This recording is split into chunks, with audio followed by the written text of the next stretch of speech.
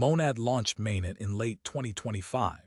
Within 5 months, it crossed $400 million in TVL, 140 million transactions processed, over 1,000 builders enrolled in ecosystem programs, institutional participation from firms tied to traditional financial infrastructure, blue-chip DeFi protocols shipped in the opening weeks.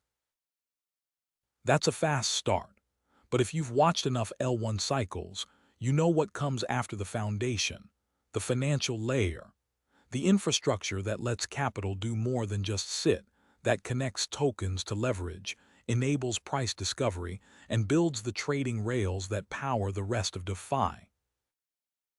Perpetual contracts are one of the most important components of that layer. Today we're going to talk about what's being built on Monad, why it matters, and why the design choices being made right now will have consequences that compound over years, not just months.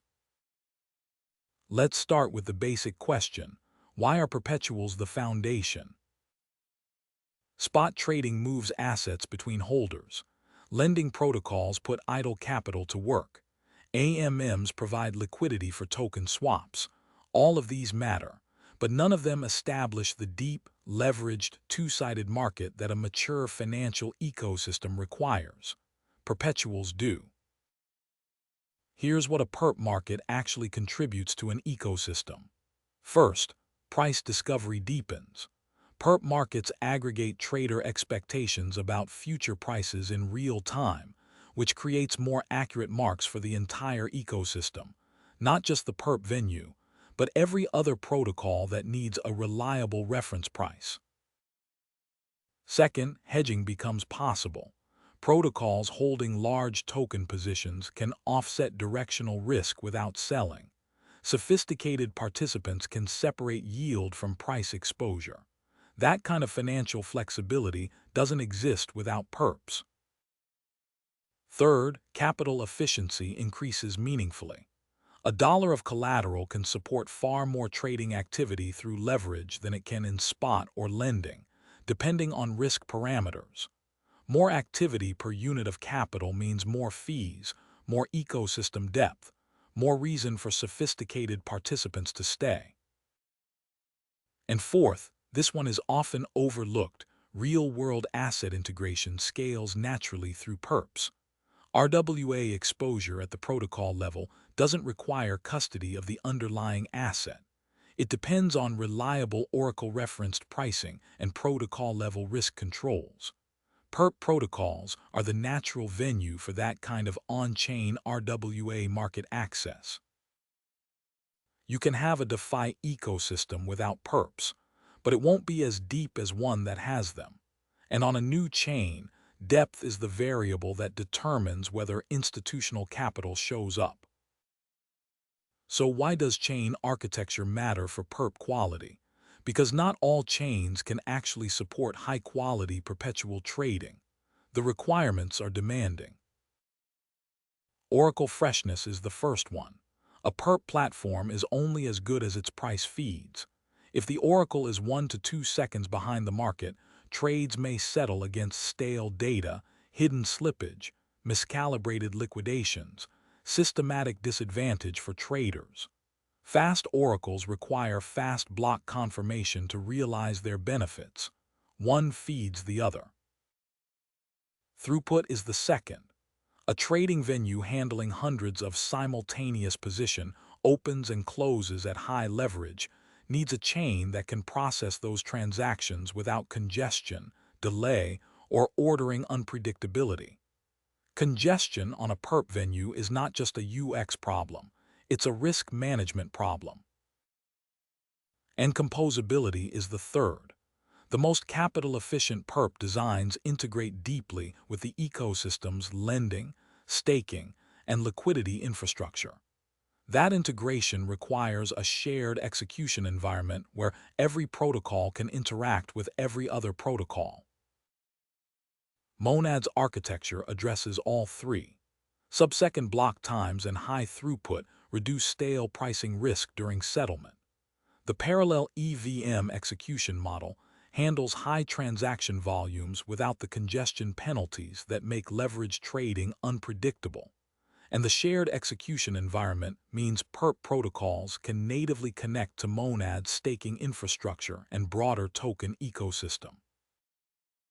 Now let's talk about how capital actually forms around a Perp protocol on a new chain, because this is where the strategic picture gets interesting.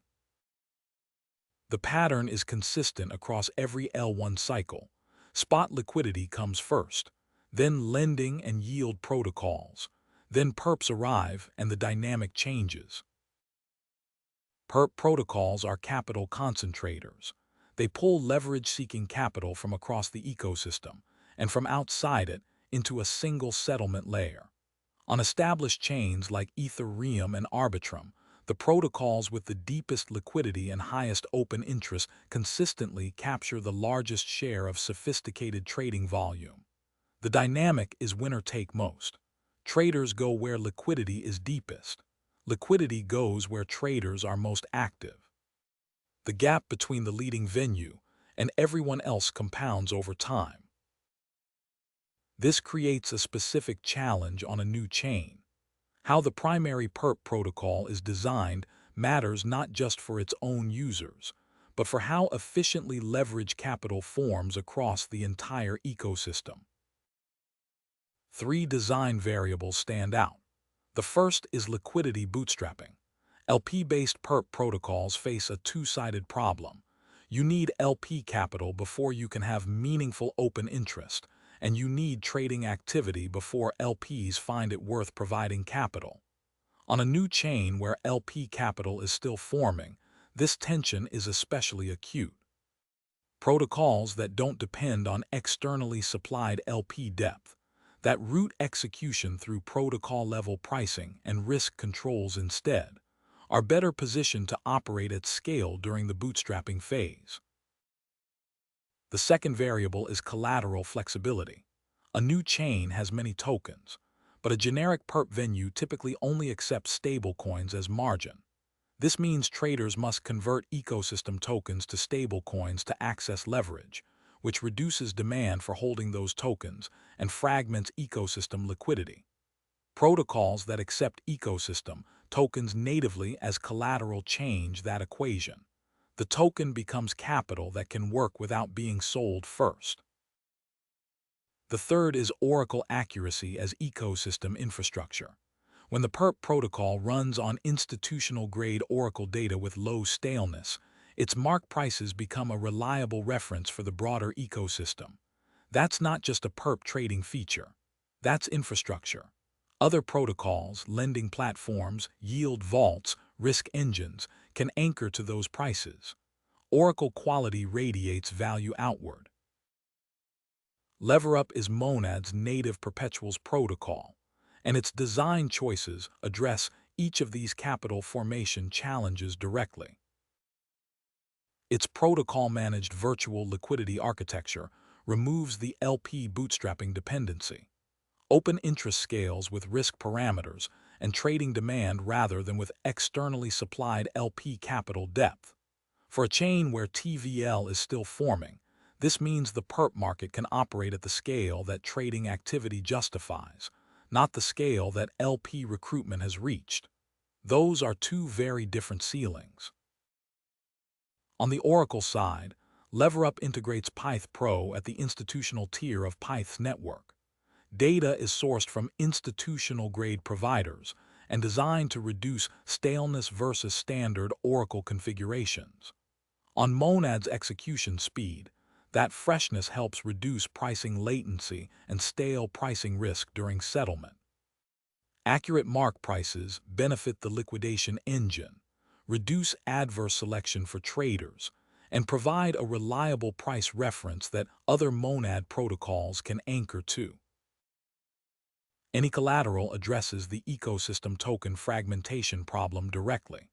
Supported Monad ecosystem tokens can be used as trading margin. Holders keep exposure to the token while accessing leverage, with collateral-denominated exposure throughout the position lifecycle. Capital stays inside the ecosystem, rather than converting to stablecoins to access leverage. That's a fundamentally different relationship between the token and the trading activity it supports. And RWA pairs extend the trading surface to gold, major equity baskets, and other real-world assets. Leverage parameters are calibrated by market risk.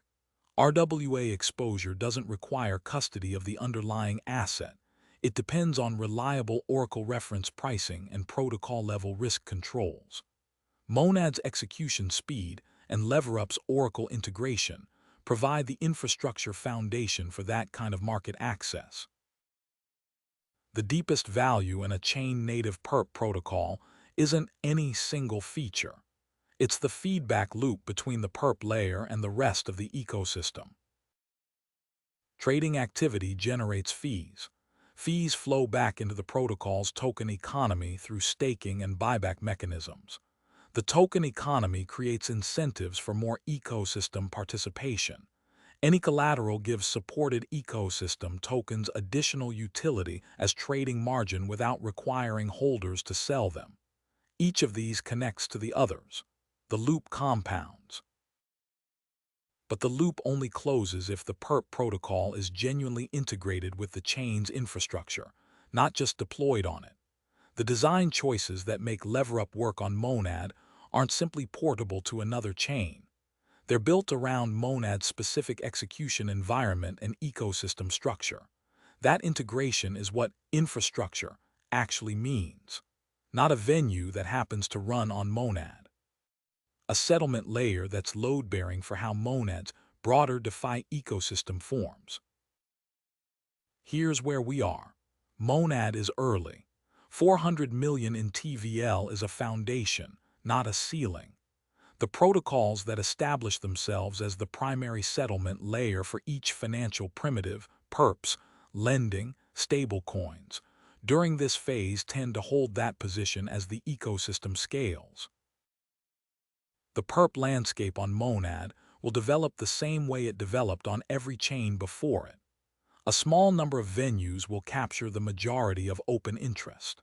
The design choices made during this early phase, Oracle quality, capital efficiency, ecosystem integration, will determine which venues can sustain that position as the trader population grows and the capital base deepens. The question isn't whether Monad gets a mature perp ecosystem. It will. The question is which infrastructure choices prove durable enough to underpin it. That's the thesis. Thanks for listening.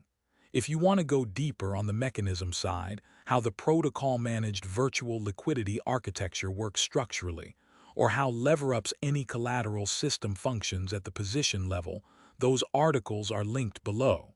See you next time.